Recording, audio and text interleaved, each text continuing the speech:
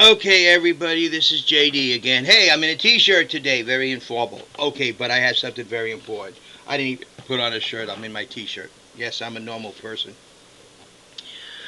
This is for the unions in America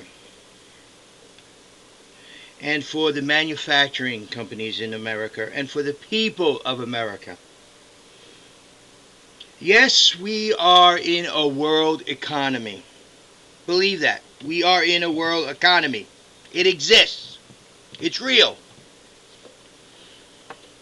But is it an economy that's all allies or is actually competitors? You caught it. It's competitors. The world economy is a competition. Competitors. How to save manufacturing in the United States? Well, first thing, understand the American person. Now, this is not to belittle the American person, but this is the truth about the American. We're builders. We're workers. We have two hands, and we want to use it. We don't want to sit in offices all day getting paid umpty thousands of dollars and all that stuff. No. We want to use our hands, create and build. That's the American people, builders of the world. But we have a problem. We have unions who took the salary for that builder and made it so expensive that our own economy can't afford it. We have manufacturers who are taking profits to the ungodly level that our own economy can't afford it.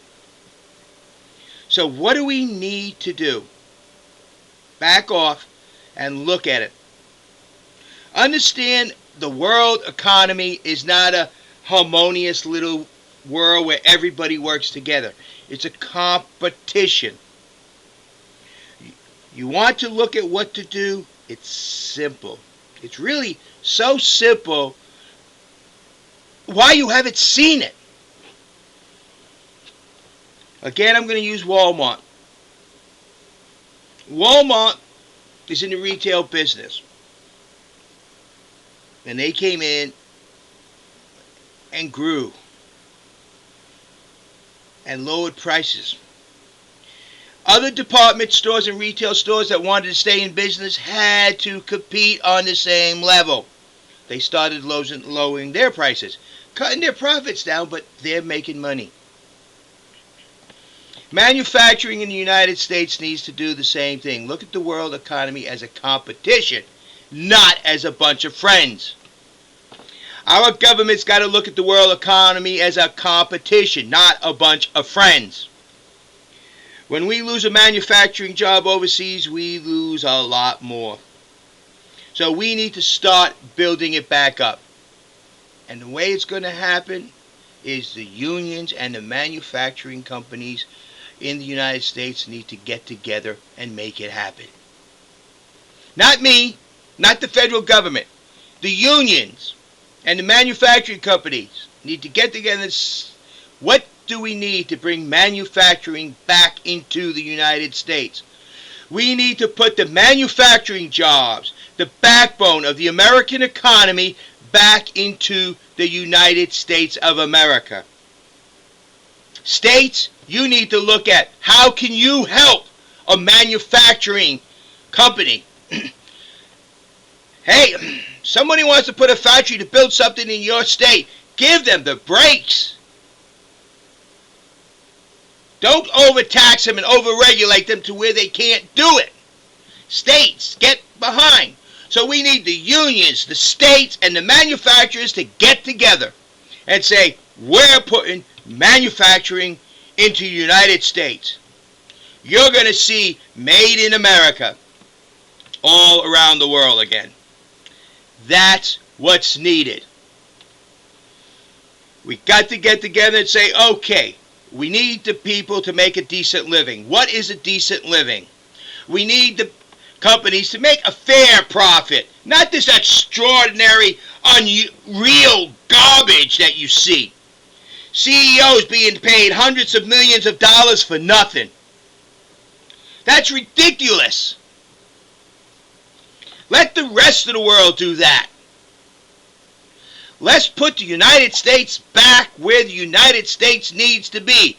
The manufacturing country of the world. You CEOs who want to make $100, $200, $300 million, go to Europe. Drag down their economy. You CEOs who want to build a solid company, stay here. Build manufacturing. Make it real. Your unions that want ungodly, you don't belong because you're not thinking of your people. Unions, you need to keep your people working, and you need to look at how you can make it happen. Not me, the President of the United States, if you choose to elect me, that I'm running, but you need to see how to make it happening. And state governments, what can you do to help the manufacturing part of the United States to become real, to come to your state?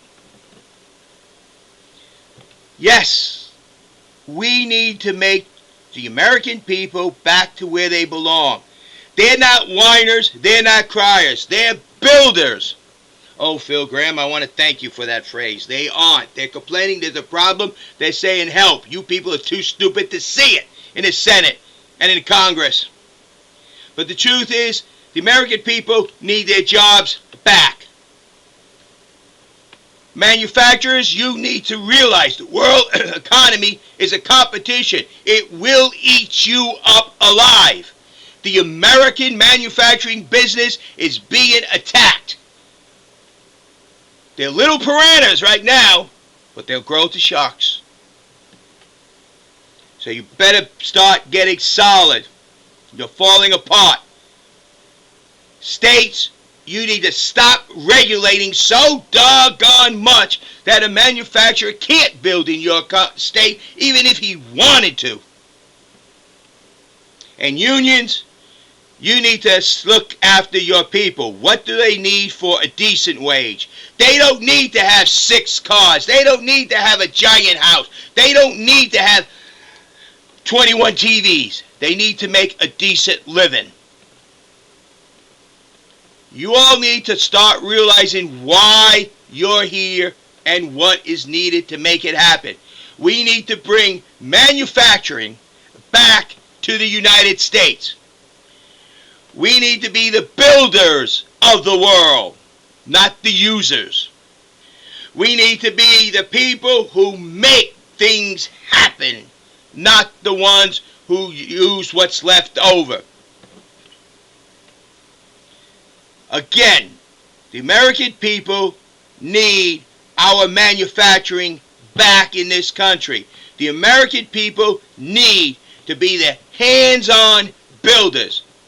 Most Americans would rather work in a factory putting things together and making things than sit in an office in front of a computer desk typing up paperwork. And understand, world economy is not harmonious. It is a competition. And it is eating up the American economy alive. We need to turn it around and put manufacturing back in the United States. Thank you. This is JD for President.